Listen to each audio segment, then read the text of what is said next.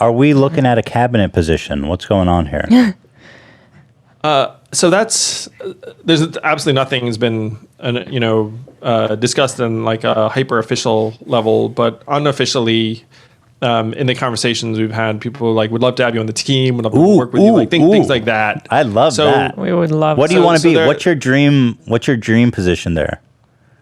So what I've been saying to folks is that I want to try and speed us up on these technology issues. And we could, I think the three of us could talk about this stuff for hours, but our government is just so out to lunch on technology issues. And so that could be AI, that could be the selling and reselling of our data, that could be media and social media, that could be mental health issues that are attendant with smartphone adoption on the part of teenage girls. There are all of these issues. Does that cabinet position even exist?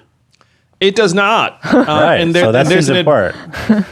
But there's an advantage there because if they created a new role for me, then it's not like they'd be blocking anyone out because it's not like there are like 15 people being like, hey, I really want to be Secretary of Innovation and Technology. Can we create a new cabinet branch? Yes, that is something. So, yeah, you can. That's the short answer. I mean, that seems like a great place to go, and perfect Yang style. Cabinet of Technology. Secretary of Technology. Secretary of Technology and Innovation. Actually, the Washington Post just put that out there today. They said, here's the cabinet we recommend. And they said, Andrew Yang, like a Secretary of Technology and Innovation that advises all of the other cabinet members. That's so cool. God, that would be amazing. I'm lobbying for that from now on.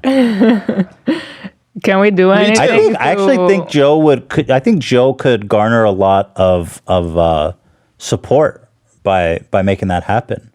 Do we have any input in making that happen? Like, can we do anything? Well, if people were to, if there was a groundswell of support being like, hey, Joe, like if you signal to everyone that you're going to name Andrew the Secretary of Technology and Innovation, it would help us vote for you. They might do it because there's no reason not to, really. I mean, like, again, it's not like a role that exists presently. And so, it would make him seem forward thinking. So if enough people, and this stuff, it's not that under the radar in the sense, again, the Washington Post just recommended it. Yeah. So, and when I've spoken to people that, like me, they were like, well, this makes me more excited about Joe if I bring you on in this capacity. Yeah. Totally. If you get this cabinet position, which we're all hoping for, tell me what are the first things that you think, like, you're sitting down in America, you're part of the president's cabinet. What do we need to do first? What is the most pressing things we need to address in this country, America? I mean, clearly it's cash relief and universal basic income. It's like that's just like the simple thing. It sounds, that's to me the single best thing we could do for people. So let's if you say something technology related, then I'd actually choose something related, which is what we talked about earlier around the fact that we didn't actually have a system set up to get people money. So we use the IRS check distribution system. And I think it's bad for our confidence in our government that it sucks so bad at a lot of these things where, like, if you go to your bank's website or whatever, you just expect shit to work generally at a certain level. And then so you'd be like, well, why doesn't the government have something? So one thing I'd love to invest in would be essentially a citizen portal where if there was something like we're trying to get you money or trying to get you information, or so the lamest version of this would be a citizen portal where it's essentially like, here are all of these links to other fucking government websites that you can go to. Like that would be the absolute worst version. The best version would be you know what I mean? Like one of those boards where it's like, here's a freaking flurry of websites to go to. Fuck you, but no. But like the good version would be like a slick interface where like the information from, let's call it your tax returns or from the passport office or wherever the heck, like, could actually be compiled. Because part of the thing that makes me angry right now is that, like, you're hearing a lot of messages from folks all the time associated with politics, which is like, trust us, you got to trust us. And it's like, well, like you guys don't really deliver at the same level as like some of the other organizations I'm used to interacting with. So I would love to try and help the government deliver at like on a technical level, because I think it would be enormous for our confidence.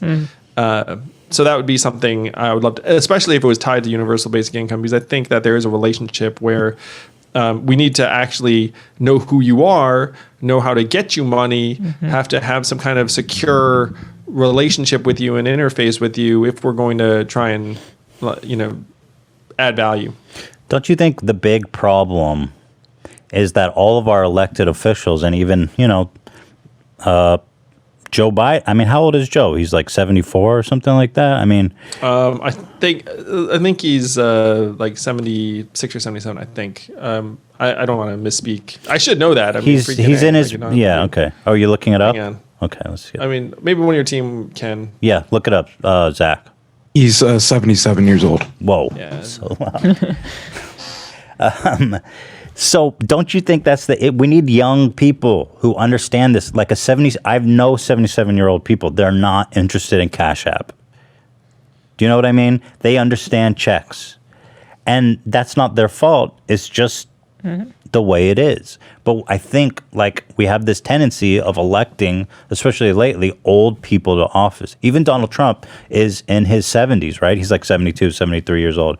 I mean, although he's a little... He's 74? To be 74. Check that one too. Somehow he doesn't. Somehow Trump.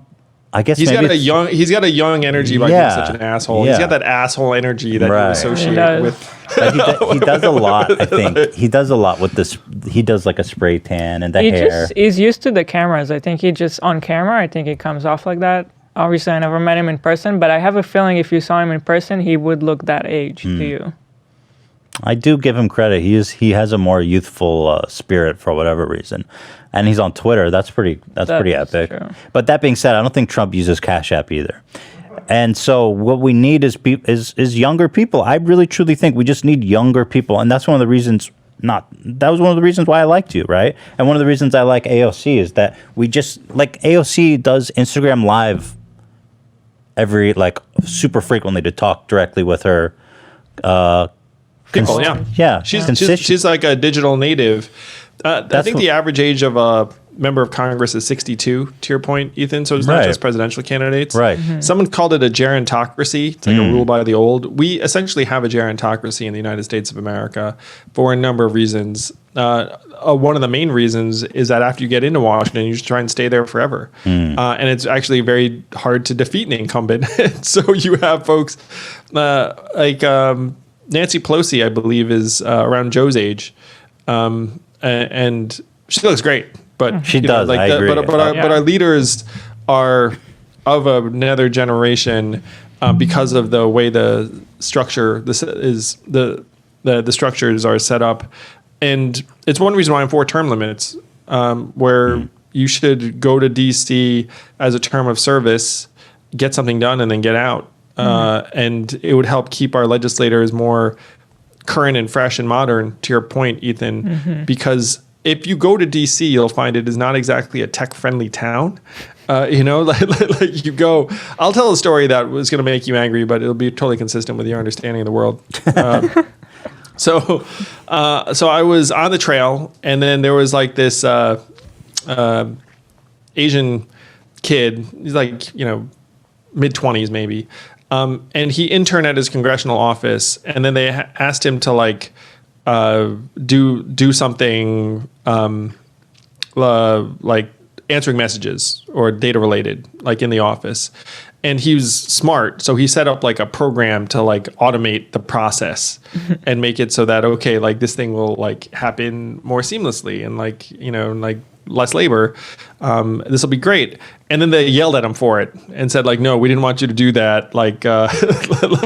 Where we actually preferred the way that the other person could just understand and just sit there and just peck at it all the time. He was like, "What the hell's going on?" And there's like a congressional office, and so he left. He now works at Facebook. He like went and worked in DC for like a summer. Was like, they are freaking stuck in like the Stone Age. Let me get the hell out of here. And then he like pieced out to Silicon Valley. So like that is the general culture in DC, where you go there and you feel like you just rewound like a number of years.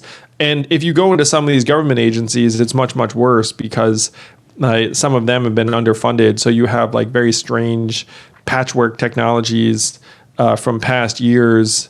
Like, I mean, I might be exaggerating, but probably not by much. It'd be like Windows, like 2005 or whatever. Like you go in and they'll just be maybe stuff all over in different government organizations. So that's the government we have. And like you said before, it's like not really anyone's fault. But we need to try and speed them up. And if I'm in position to try and move that in a better direction, like I would take it and do everything I could.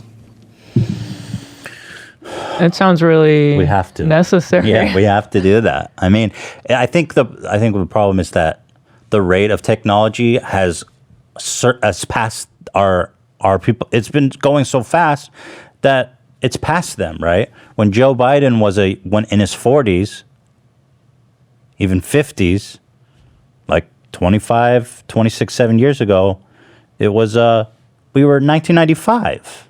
I mean, I don't even know that smartphones were popular then. I don't think, no, not even close. They were not. Not even no. close, right? So, I mean, in his own experience in government, the technology has ran around him like 30 times. So Yeah, it's a new world. They got rid of the Office of Technology Assessment in 1995, the year you just described. The perfect time to get rid of it. Yeah, they had a department that advised members of Congress on what technology issues they should care about and like the opinions. Like Why? Why did they do that? Why did they get rid of the Office of Technology Assessment? Like it was like to quote unquote save money, which is like the most asinine thing in the world because the budget of the entire thing was like $25 million. It was like a fucking drop in the bucket. You just had some smart people around telling you it's like, hey, so you know where legislators get their technology guidance from now? The technology companies. And the technology companies are like, do absolutely nothing because everything is perfect. And then the legislators are like, yeah, that sounds about right. so They're like, perfect. That whatever requires the least of me. Yeah. So and especially if you're donating $25 million to my campaign, that's fantastic. There was a period, and it's been interesting to see the pendulum swing somewhat. So Silicon Valley could do no wrong for a long time where DC is concerned. There's like, oh, you're like the innovators, you're the super value creators, and you're rich as fuck, and you donate to my campaign. So let's just like leave you the heck alone and just sing your praises every chance we get. And then that pendulum has swung because of Facebook screwing some things up and some other problems. So now everyone's starting to turn towards them and be like, wait a minute, like, is this really been like cool that Amazon is, Andrew Yang, future Secretary of Technology and Innovation. Love the sound of that. Potentially, and if that happened, I certainly have you two and a lot of other people to thank. But the big thing right now is just for us to help each other, try and get through this mess, and stay strong and healthy ourselves. Because you can't help anyone if you can't, help yourself. But then if you do have the capacity to help others, please do lend someone a hand, because like someone in your life needs a hand. Can we count on an interview from Washington D.C. a year from now? Yeah, I mean, heck, definitely. Like, if I'm the Secretary of Technology and Innovation, then we'll have so much to talk about. And then, I agree. That's gonna be awesome. I'll even end up being like one of these types of being like, hey, send me ideas, citizens, because I am now your. And Andrew, if there are UFOs, will you tell us? Will you have access? If I find out there are UFOs, I will tell people, because we all know they're there already. Okay, Andrew, let me ask you this. If someone's like, okay, Andrew, we're gonna tell you the UFOs and the aliens and all this crazy shit exists, but you can't tell anyone. Do you tell us?